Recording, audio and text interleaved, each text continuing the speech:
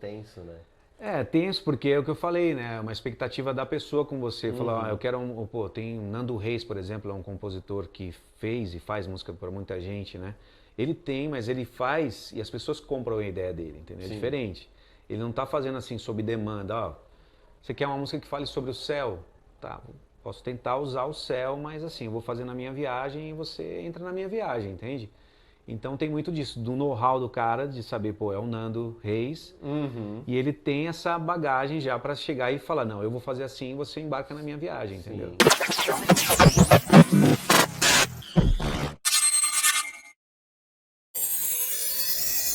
Salve, salve galera! Sejam todos muito bem-vindos a Qual é a Sua Arte? Antes de mais nada, já queria pedir aí, se você gosta desse tipo de conteúdo, já se inscreve no canal, deixa o like e compartilha com os amigos, que hoje o papo vai ser foda. E hoje eu vou conversar com ele, Léo Richter! E aí, mestre, Valeu, tá mano, bem? obrigado por ter vindo aí, Pô, que obrigado pela isso. sua participação. E, mano, já vamos começar logo com a pergunta. Já sou de casa, já me Já, sinto em já. casa. Aqui, mano, o Léo Richter é mais do que parceiro nosso aqui do estúdio. Pô, que da E, hora. mano, já vamos começar com a pergunta. Qual que é a sua arte? A minha arte é fazer música. Tentar, pelo menos, né? Fazer Fazer música. música. Produzir, fazer música, compor. E, mano, desde pequeno, tipo, você sempre teve o dom pra veia artística. Desde pequeno, cara. Eu lembro que comecei de fato assim, eu cantava, né, muito pequeno, eu e meu irmão em casa, né, mas assim, não era, era só brincadeira mesmo, mas a gente sempre foi muito afinado. Isso a gente sempre foi, nunca fez aula, nunca estudou nem nada, mas sempre foi muito afinado. E aí, com o tempo, né, vai crescendo, você vai desenvolvendo mais assim, o que você quer fazer da vida, vai tendo mais consciência. Lá por volta dos 12, 13 anos de idade foi quando eu comecei a me ligar mesmo por música, banda, montar banda, a primeira banda ali na escola, com a galera do colégio. Foi meio que Que assim, é meio que o caminho que todo mundo começa, né? Tipo, junta os camaradas pra fazer um som e aí vai que vai. isso. Aí meu irmão, né, que é baterista, aí ele montou uma banda, eu nem sabia que ele tinha montado uma banda, e falou, Léo, eu montei uma banda, preciso de um vocalista. E na época eu só cantava, não tocava nenhum instrumento ainda. Eu arranhava assim algumas coisas no teclado e tal, mas assim, pouca coisa. E violão eu tava começando a aprender ainda a tocar. Aí ele me chamou, ó, tô precisando de um cara pra cantar na banda. Isso eu devia ter uns 12 anos mais ou menos. 12 anos. Aí Mano, foi da quando hora. começou essa onda com a música mesmo, de fato. Porque até então eu ouvia, né? Antes de ter banda eu ouvia muito Michael Jackson, que meus pais me deram os 3 discos do Michael, né? O Off the Wall, o Thriller e o Bad. E aí eu ouvia muito. Três clássicos, né? Era o único que eu tinha assim de som em casa para ouvir, né? Uhum. Porque minha mãe tinha alguns vinis de coisa de música clássica, Beatles tinha bastante coisa, Johnny Matthews, né? Que ela gosta Sim. bastante. Enfim, Tony Bennett, essa galera assim, né? E, mano, você com essa veia artística que você tem alguém da sua família que já tinha essa veia artística ou, tipo, foi uma parada natural, tipo, sua e do seu irmão? Então, a minha mãe, ela foi pianista na infância dela, né? Uhum. Ela tocou, ela não foi profissional, mas ela tocava piano. E o meu pai, ele tocava violão, assim, então eu vi ele tocar aquelas bossa nova, aquelas coisas meio encrenca, assim, de tocar. Então tem essa coisa na família musical, né? Sim. Mas não teve ninguém que seguiu, assim, nessa área da música. Minha mãe é professora, né, de línguas, né, idiomas. E aí ela foi por esse caminho, mas ela sempre teve esse lado mais artístico, mesmo no trabalho dela como professora, ela sempre trouxe esse lado mais artístico pra gente, pros filhos e tal, né? E seu pai também era uma parada, tipo, bem, tipo, hobby, assim. É, meu pai era hobby, tanto que eu falei, pô, me ensina a tocar, né, essas notas, no bossa nova, tudo, enfim. Ele falou, tá bom, vou te ensinar. Ele pegou um método de violão, Aham. jogou na minha mão assim, falou, tô, aprende. Lê Eu aí. falei, cara, eu vou aprender de que jeito, cara? Como é que eu vou aprender a tocar assim, ler? Tudo bem, ler, você pega toda a Uhum. teoria, mas Na prática, sem ter né? alguém para mostrar, não foi possível, né? Aí eu meio que ficava só enrolando, lia, pegava alguma coisa de exercício, tentava passar por instrumento, mas foi bem uma fase assim dura, porque ele falou, ó, tá aí, ó, aprende. Se vira Porque e foi a já forma que ele era. aprendeu, né? Uhum. Mas depois, lógico, comecei a pegar algumas aulas e tal, e foi meio que desenvolvendo através daí, né? Da hora.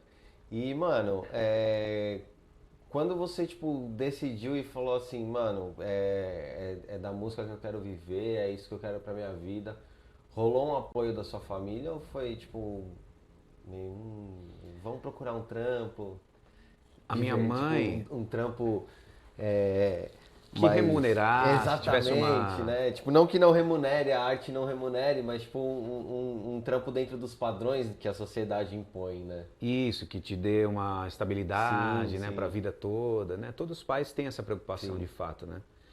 Eu me lembro que o meu pai sempre foi muito tranquilo, assim, sempre apoiou tudo que a gente quisesse fazer, ele apoiava, né? Mas a minha mãe, ela tinha essa preocupação, né? Ainda mais por ela ser educadora, né, mano? Acho que pega mais ainda, né? E ela falava, não, você quer, você pode ter o seu momento com a música, mas você vai ter que estudar, vai ter que se dedicar, se formar, daí aí você vai atrás dos teus sonhos, né? Mas a música não anda igual, né? Sim.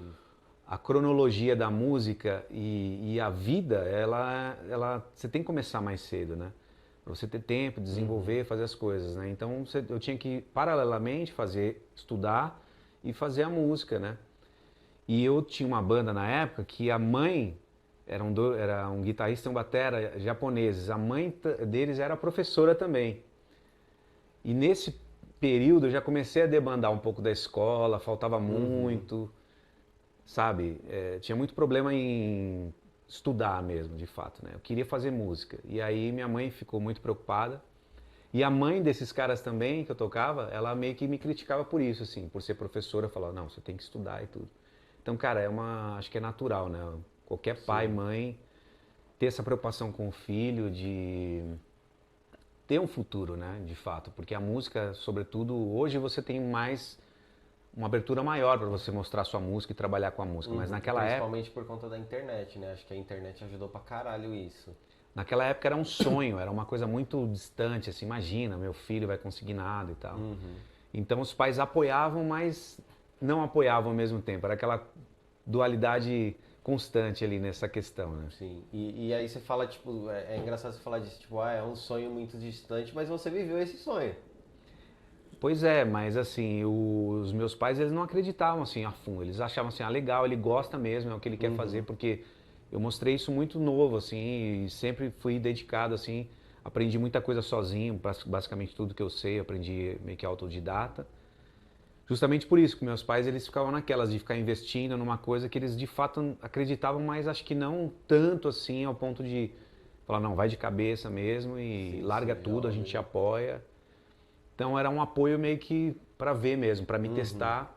E aí quando deu certo, de fato, né? Foi uma coisa muito rápida na minha vida, quando aconteceu mesmo de fato, de estourar, fazer sucesso. E aí eles ficaram realizados, assim, eles conseguiram talvez enxergar um pouco deles em mim, assim, de sonhos que eles deixaram de Uhum. viver, sabe, a vida deles, alguma coisa que eles deixaram de fazer por conta da dureza mesmo da vida, né, de Sim, você ter que sim. fazer as coisas. Então acho que Na verdade, eu acho que é um medo, né, mano? O medo de se arriscar faz você, tipo, se privar de muita coisa, velho. e eles com filhos, né, Sim, é outra muda a realidade, tua né? mentalidade, né? Não Com sei porque eu não certeza. tenho filho, então assim, eu sempre fui muito por mim, assim, mas eu imagino que se eu tivesse um filho ou filhos, acho que minha cabeça talvez pudesse ser diferente nesse Você sentido, prezaria né? mais pelo conforto ali, pelo comodismo, do que tentar arriscar algo que, tipo, lá na frente não desse certo, né? Eu Porque teria largado, né? depende de mais, tipo, tem mais vidas que dependem de você ali, né? Não é só você. Isso, aí deixa de ser uma coisa tão solitária, né, tua, e você Uhum. acaba meio que pensando, né, de outra forma, né? E é o que eu poderia ter feito, né? Tanto que não segui com a música, foi o que eu quis fazer, então eu deixo esse lado paterno aí para os meus amigos, muitos amigos que de fato eram músicos abandonaram Uhum. por conta disso, né? Porque não é fácil, não dá para conciliar, Não. cara, é E difícil. aí, e aí, entrando nessa questão de abandonar porque não é fácil e tudo mais, você, ao longo da sua carreira que você construiu, você tinha um plano B? E tipo, puta, mano, se isso não der certo, eu tenho que ter um plano B, ou você nunca pensou no plano B? Nunca, cara. De fato, assim, eu trabalhei muito tempo assim, eu sempre trabalhei com estúdio, produção, essas coisas, né? Bem tocando, fazendo shows e tudo, mas sempre trabalhando com estúdio, produção, essas coisas, né? só no auge mesmo do sucesso que realmente eu vivi 100% aquilo, não dava para fazer mais nada. Mas assim, se você perguntasse, o que que você vai fazer, o meu plano B talvez seria voltar para o estúdio, voltar a produzir, fazer essas coisas, né? Mas sempre relacionado à música, nada fora dela. Sempre relacionado à música, né? Porque o que eu sempre fiz, assim, eu não consigo me imaginar hoje fazendo uma outra coisa fora isso, né? Mas acho super importante a gente ter, assim, hoje mais maduro. Eu acho que se eu tivesse me preocupado em ter outra coisa andando em paralelo, que não fosse só música, fosse uma outra área, talvez pudesse estar melhor hoje, né? Sobretudo com essa loucura que a gente vive, né? Ah, sim. Mas aí é um ponto meio foda, porque eu tenho muito isso na minha cabeça. E tipo assim, quando você quer traçar dois paralelos juntos, um não tendo nada a ver com a outra, você vai acabar deixando falha em algum lado. Pois é. Então, tipo, às vezes você tipo, traça um paralelo junto pra ter uma certa estabilidade lá na frente, que talvez você deixe falhar em um outro canto que não vai te dar a mesma coisa que você teve, saca?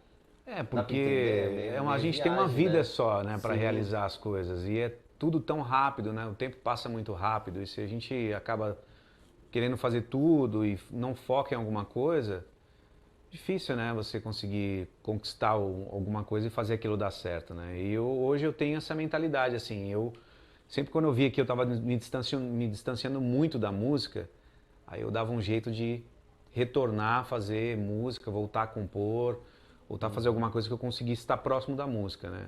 Não tão distante. Então, trabalhar com vídeo muitas vezes, produção de vídeo, eu trabalhei fazendo videoclipes um tempo, produção de DVD de shows, de bandas, então era música, eu estava meio que nos bastidores, mas meio que foi uma época que eu fiz isso também, então não deixa de ser, né? Sim, com Mas que as certeza. pessoas viviam me cobrando. E aí, você vai voltar a tocar, vai gravar, vai fazer alguma coisa? Então, assim, é um negócio que a vida te cobra também, né? As pessoas que te Sim, conhecem te sim, cobram, né? sim, com certeza. E nessa questão de tipo produção musical, que você produz outra galera também. Qual que é a maior dificuldade que você enfrenta nisso, mano?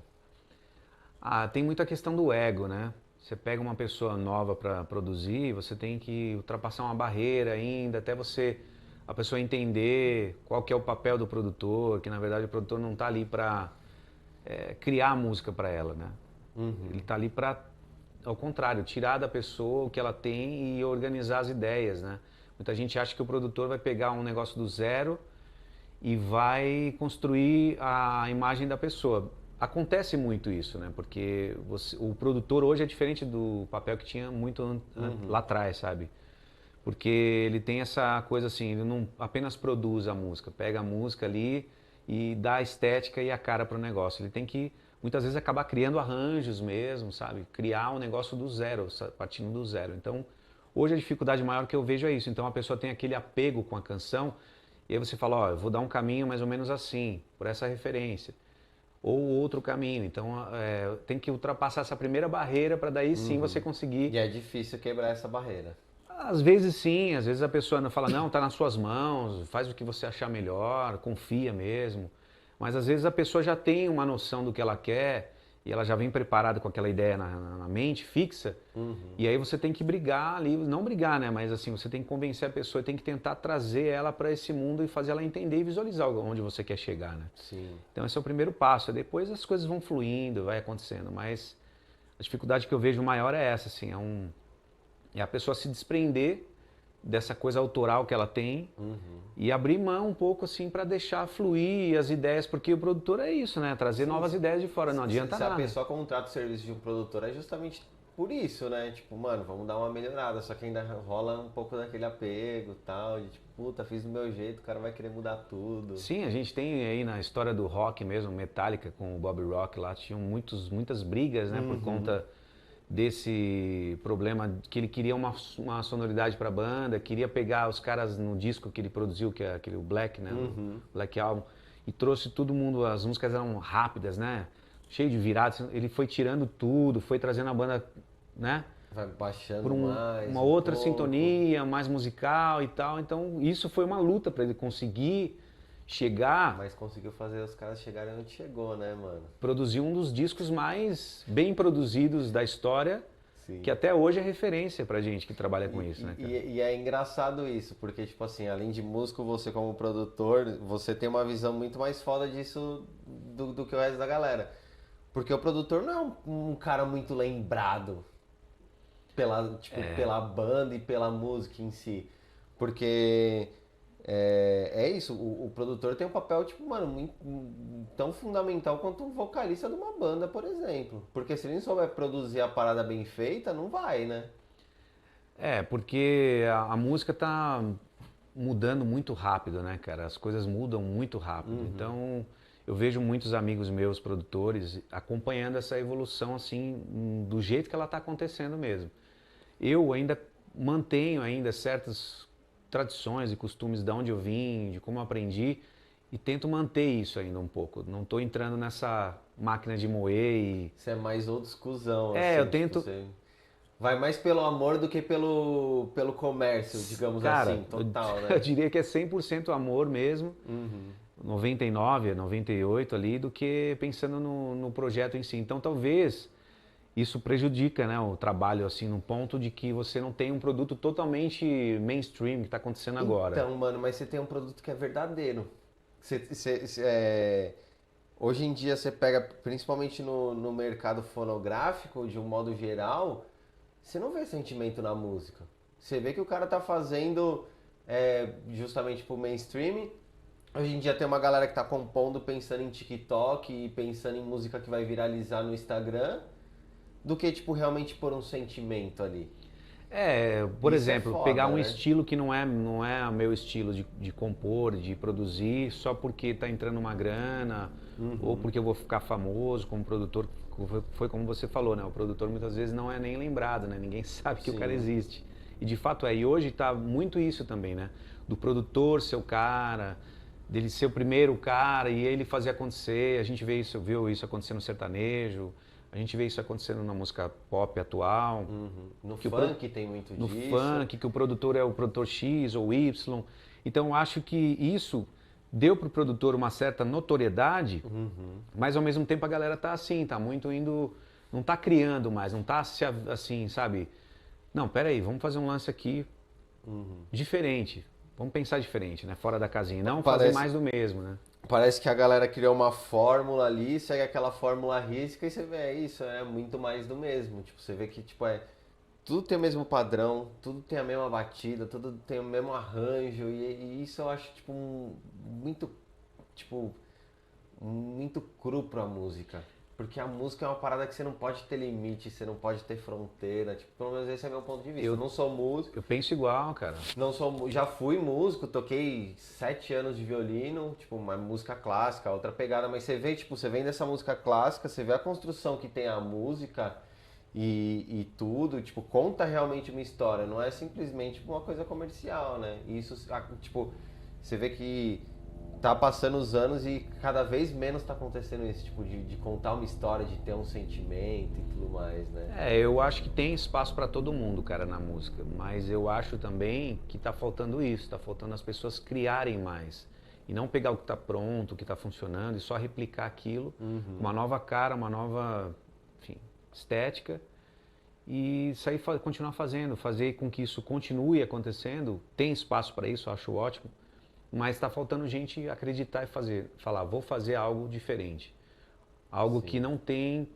É difícil você fazer algo totalmente do zero, você vai ter influências, obviamente, mas está faltando isso, está faltando coração no trabalho, está faltando esse lance que hoje é só grana, business. Sim. E descartável, cara. Tá se tornando descartável a música. Total, passa 2, 3 meses você nem sabe mais quem é o cara. Né? Hoje você lança uma música, em 24 horas ela é o sucesso do momento. Passou uma semana, a pessoa já quer vem outra. é. Ou seja, como que uma música você leva... como que você vai conseguir criar um clássico, uma música que vai perpetuar por uma geração, 2, 3, se ela dura uma semana? Então, certamente não será uma música feita com tanto cuidado assim, né, cara? Entendeu? E aí, entrando nessa questão do sentimento, o quanto o sentimento é importante numa música? Cara, eu diria que é aquele negócio, né? A gente acaba, lógico, no momento de você compor, você acaba transpirando mais, que a gente diz, do que tendo aquela coisa da inspiração na hora de você compor e criar. Mas eu diria, cara, que o amor e a inspiração que você tem pelo trabalho, ele é a maior parte, né? Porque é dele onde vem as ideias, né? Dele onde você consegue, como a gente falou, criar alguma coisa nova, né? Vir com um assunto novo, ou uma estética nova, uma levada diferente que ninguém pensou ainda. Entende? Dar essa estudada, analisar isso e criar alguma coisa diferente. Então, acho que a inspiração, o amor, em primeiro lugar. Depois, as coisas são tudo uma consequência, né? Você faz uma música que talvez não é tão acreditada num certo momento, mas Lá na frente faça mais sentido. talvez não era para aquela época, você fica batendo naquela tecla, uma hora vai, entendeu? Só que ninguém tem paciência para isso. A galera quer agora, já nesse momento, né? Sim, ó, eu perguntei do sentimento e você falou do amor, né? Mas o ódio também é um bom sentimento para criar? Sim, sim. O ódio e o amor, eles estão ali, né, cara? Ligados nisso, né? Não tem como você... Porque, mano, eu acredito muito no caos, velho. Eu acho que no caos saem as melhores coisas. Pelo menos pra mim, saca? Tipo, das minhas criações, as paradas que eu faço. Nos meus piores momentos é onde saem as melhores coisas, velho. É engraçado isso. Porque são lugares onde você consegue acessar melhor, né? O inconsciente, as ideias, talvez é no caos, né? Algumas pessoas têm que estar mais calmas, outras no meio do caminho. Então acho que não existe uma fórmula exata, né? Cada um Sim, reage sim. de uma forma, mas com certeza as melhores músicas elas surgem depois de um longo período ali de turbulência, né? E aí você vai captando tudo, é como se fosse uma incubadora, né? Você vai guardando todas as ideias, aí uma hora que você coloca para fora, parece que vem tudo de uma vez. Então, de fato, o momento mais difícil é onde a gente cresce e a gente evolui e também cria melhor também. Eu concordo com você, cara. Sim. E você, Léo, você tem, quando você vai, tipo, compor uma música, você tem uma métrica para criar música? Então, tipo assim, ó, hoje eu vou acordar cedo, vou sentar para escrever. Ou é uma parada que vem vindo na cabeça e aí você vai, tipo, sei lá, anotando e trechos e depois você, tipo, reúne tudo. Como que funciona o processo de composição para você? Então, pra mim, cara, na maior parte das vezes eu faço primeiro a música. Eu crio lá alguns acordes ou alguma ideia e deixo guardada. Aí eu vou lapidando aquilo e construo uma melodia, né? Tento, Sem nenhuma letra. sem letra. Tipo, e nenhuma ideia, tipo, de tema. Nada de tema. Aí depois eu vou pensar na letra, né? Já aconteceu o caso de eu ter uma letra e fazer o caminho inverso, né? Mas na maioria das vezes eu construo primeiro a parte harmônica, porque aí eu vou sentindo de acordo com o que eu consegui passar para o instrumento e as notas, Sentimento ali. isso, elas vão me trazendo ideias de como eu posso transformar aquilo numa canção, né? Então eu vou por esse caminho. Muitos fazem ao contrário, né? Eles vão primeiro tem a Escreve a história, letra. tem gente que começa pelo título, o cara pega lá e escreve o título, isso aqui então vai ser a ideia da canção. Às vezes, cara, o título pode não ter nada a ver com o que você está cantando de fato, né? Então, Sim. mas assim, eu costumo fazer dessa forma, né? A maior parte das vezes é construir a parte harmônica, depois ir encaixando a letra e tentar fazer dar sentido aquilo, né?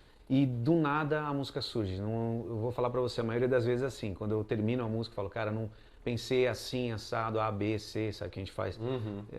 Estrofe, refrão. Não, eu vou fazendo.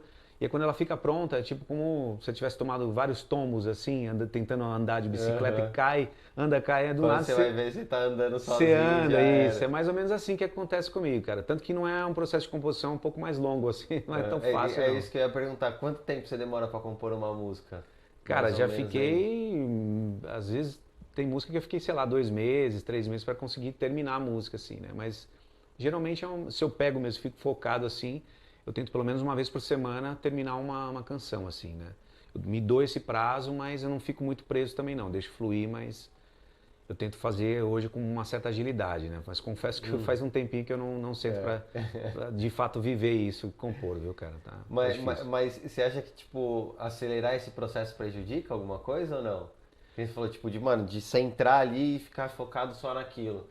Talvez isso, tipo, a pressão de criar alguma coisa muito rápido não atrapalhe nesse processo pra caralho, né? Atrapalha porque é o que eu falei, a gente não tem como isolar completamente a forma como a gente vive hoje. Não tem como viver um mundo paralelo. Então tem que acompanhar as dinâmicas, né?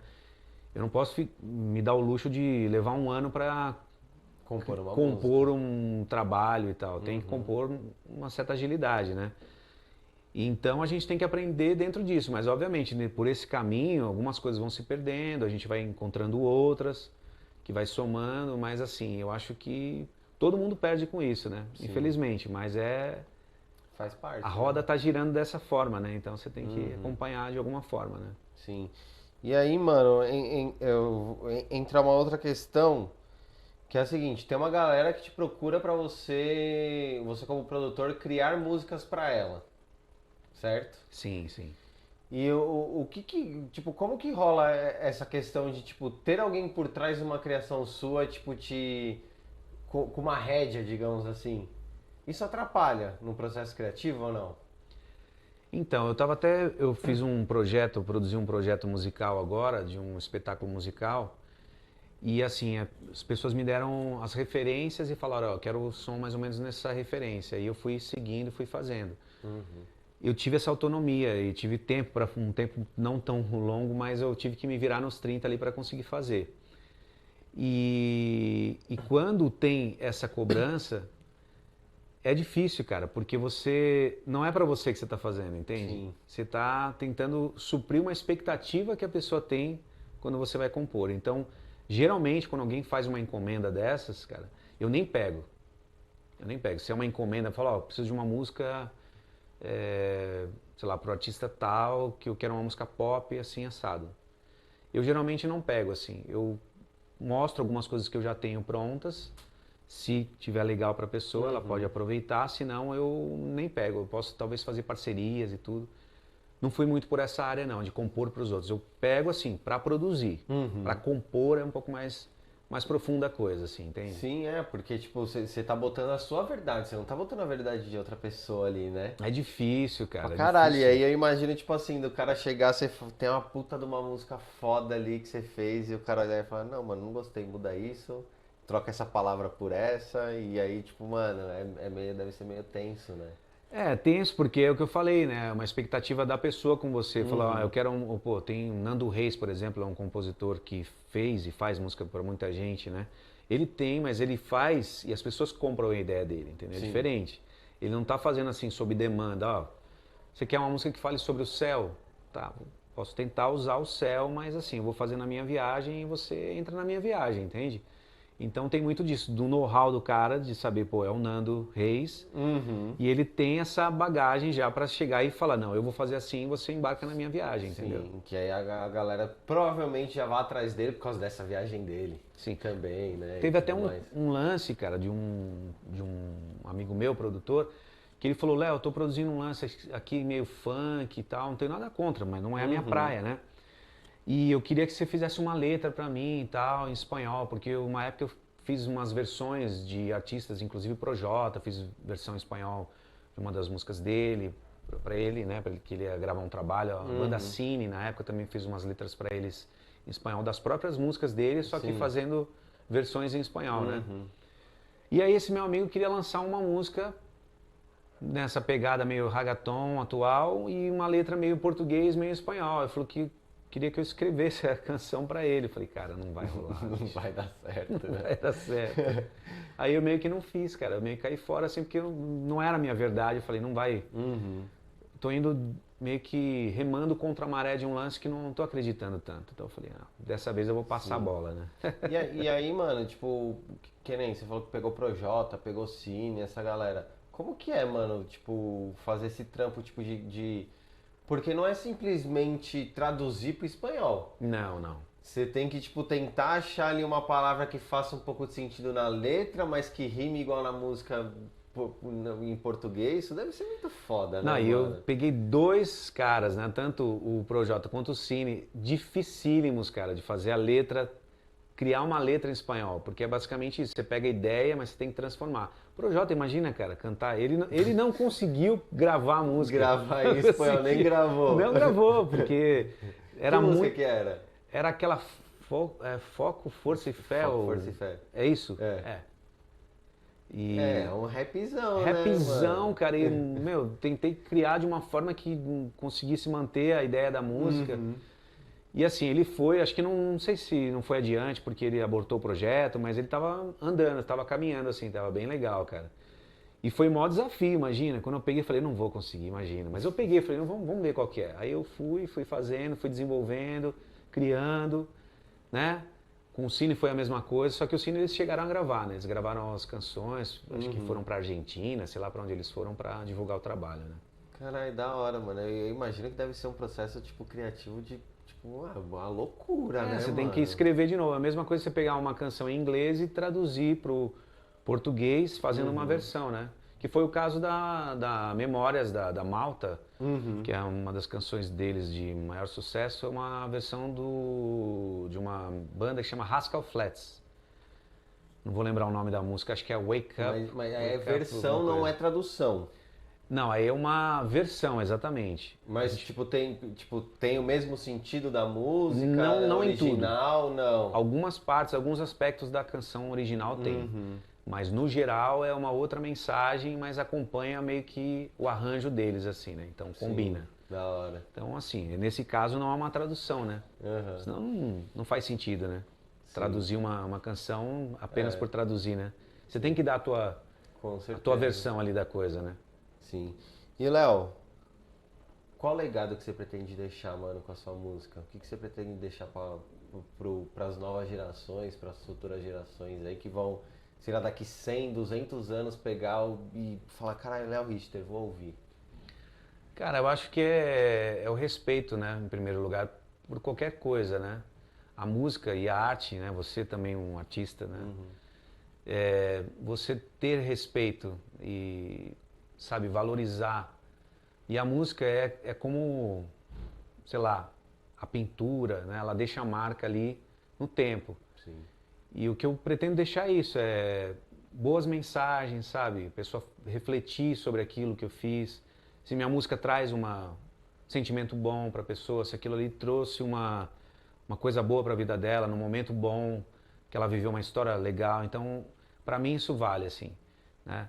Eu sei que não é para sempre, as coisas mudam, são cíclicas e tal, mas o que eu deixar para essa minha geração, já falo, cara, minha missão tá feita nesse plano aqui, entendeu? Você fala dessa questão de ser cíclica, mas eu acho que a música é muito atemporal, mano. Tipo, quando ela é com verdade, quando ela é com sentimento. Porque, tipo, tem música que tem prazo de validade, a gente sabe muito bem disso.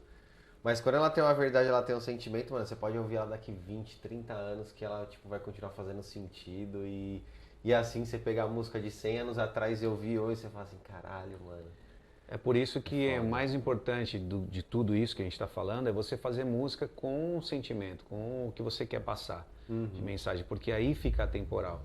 Porque você não seguiu uma escrita, uma forma de fazer daquele momento que você estava vivendo. Você trouxe um pouco, obviamente, disso para tua música, mas você interpretou de uma forma diferente e você escreveu e ficou. Aí você vai ouvir daqui 20 anos, o fato das coisas serem cíclicas que a gente fala, né? As pessoas vivem e revivem as coisas de formas diferentes, mas a mensagem tá ali. Ela vai ouvir e falar, nossa, parece que funciona para agora, né, cara? Sim, total. Então eu acredito muito nisso, mas se você segue uma tendência, uma modinha, você vai junto com ela, né? Essa galera toda que tá fazendo música hoje, daqui 10 anos, não vai ser tão lembrada assim como foi a galera da época do axé, no passado, que viveu aquele boom, aquele momento, né? Você pega daqui, passou, sei lá, 20 anos, você tem que olhar para trás e ouvir, mas talvez não combine tanto mais, sabe, com o que a gente está vivendo. Mas foi uma fase importante, né? Sim, daquele momento, né? Então, acho que fazer música sem se preocupar com o que vem depois, né? Se preocupar muito com essa coisa, não, vou fazer agora porque tá na moda, aí vem outra coisa, vou fazer também, eu quero fazer porque tá na moda, né? Então, aí é complicado. Bom, é isso, a gente tá partindo já pro nosso final. Agradecer mais uma vez por você ter participado, mano. E antes da gente encerrar, eu queria que você olhasse ali, ó, pra sua câmera e deixasse um recado aí pra galera que daqui das próximas gerações vai estar assistindo e, tipo, fala, quero ser igual o Léo. O que você deixa Caramba, pra essa galera que aí? responsa, hein, cara? Eu acho que é um pouco disso tudo que a gente falou, né? De fazer as coisas com amor, com verdade, né? Acima de qualquer coisa. A gente precisa sobreviver, ganhar dinheiro, viver da nossa arte, seja qual for. Mas se você coloca o dinheiro na frente, você já está queimando pontes lindas que você poderia construir e deixar um legado. Então, colocar o coração em primeiro lugar, que as coisas elas vão acontecer e vão surgir de forma divina e esplêndida. Eu acho que pensar na grana não é o melhor caminho. Usar um amor e o respeito, sobretudo, pelo que você faz. Essa é a minha mensagem. Boa. Léo, vou pedir pra você encerrar cantando uma música. Sim, pra eu vou gente fazer aí sua. Inclusive essa que eu falei do depois, né? Esperar o que vem depois, é uma canção minha que chama Depois, inclusive, né? Boa. E pra você que ficou acompanhando a gente até agora aí, gostou do conteúdo, mano, se inscreve no canal aí, deixa o like, compartilha com os amigos e até a próxima. Valeu.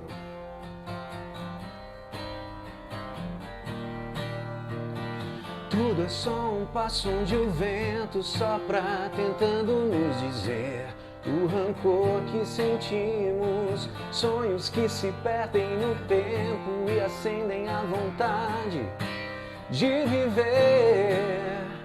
Me dizem sempre o que fazer, vou ser eu mesmo, ainda que me digam, me dizem sempre o que fazer.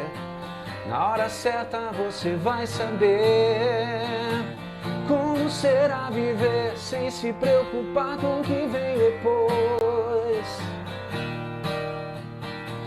Como será viver sem se preocupar com o que vem depois? Como será viver sem se preocupar com o que vem depois? Como será viver sem se preocupar com o que vem depois?